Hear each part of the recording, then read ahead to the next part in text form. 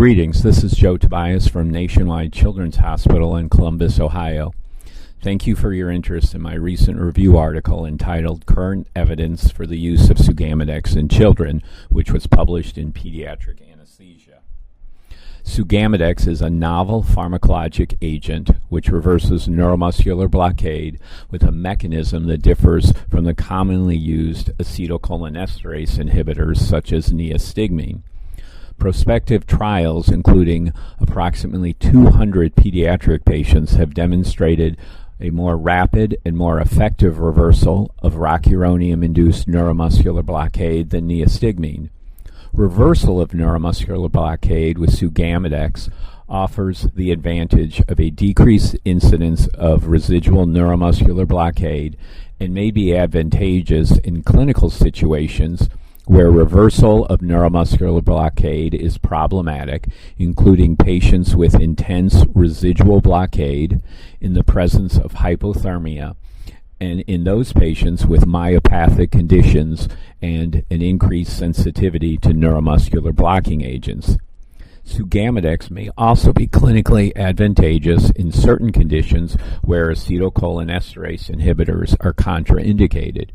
Should reinstitution of neuromuscular blockade be required following reversal with sugammadex, options include a non-steroidal neuromuscular blocking agent such as atracurium, or if clinically indicated, succinylcholine. To facilitate use of this novel medication, reviewing some reflective questions may be helpful.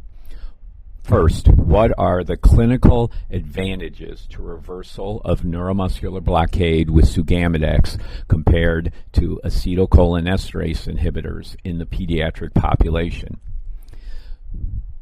A decreased incidence of residual neuromuscular blockade has been noted with sugammadex when compared to neostigmine.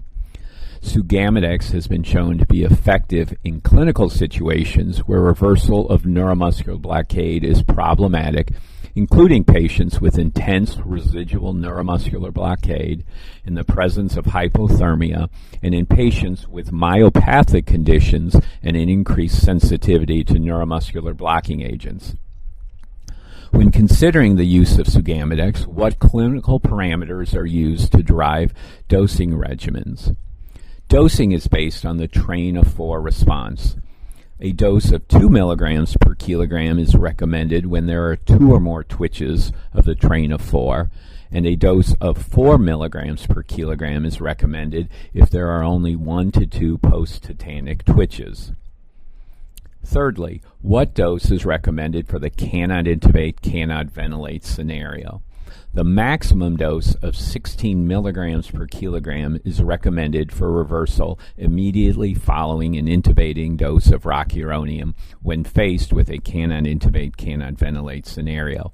However, Black et al. In their recent guidelines for the management of the unanticipated difficult airway in pediatric practice, which was published in Pediatric Anesthesia, concluded that sugammadex should not be administered if the child is rapidly deteriorating with decreasing oxygen saturation and hemodynamic compromise. The authors expressed concern that in such a circumstance, a surgical airway is the priority, and the administration of sugammadex may delay rescue techniques and would not be effective if an anatomical cause of upper airway obstruction exists. Finally,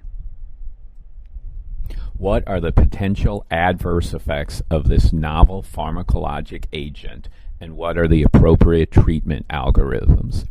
The reported adverse effect profile with sugammadex has generally included minor and self-limited adverse effects.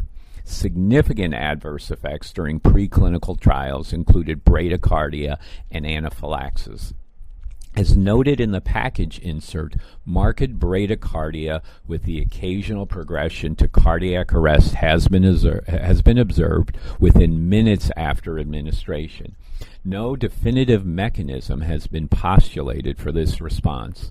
Administration of an anticholinergic agent such as atropine or a catecholamine such as epinephrine, depending on the progression of the heart rate, is recommended if clinically significant bradycardia is observed. In a comprehensive literature review in patients of all ages, 15 cases of hypersensitivity following sugammadex administration were reported. All of these occurred within 5 minutes of administration. With these considerations in mind, I believe that we can all look forward to prospective clinical trials evaluating the efficacy of this novel agent to help further define its role in the practice of pediatric anesthesiology. Thank you very much for your interest in my work.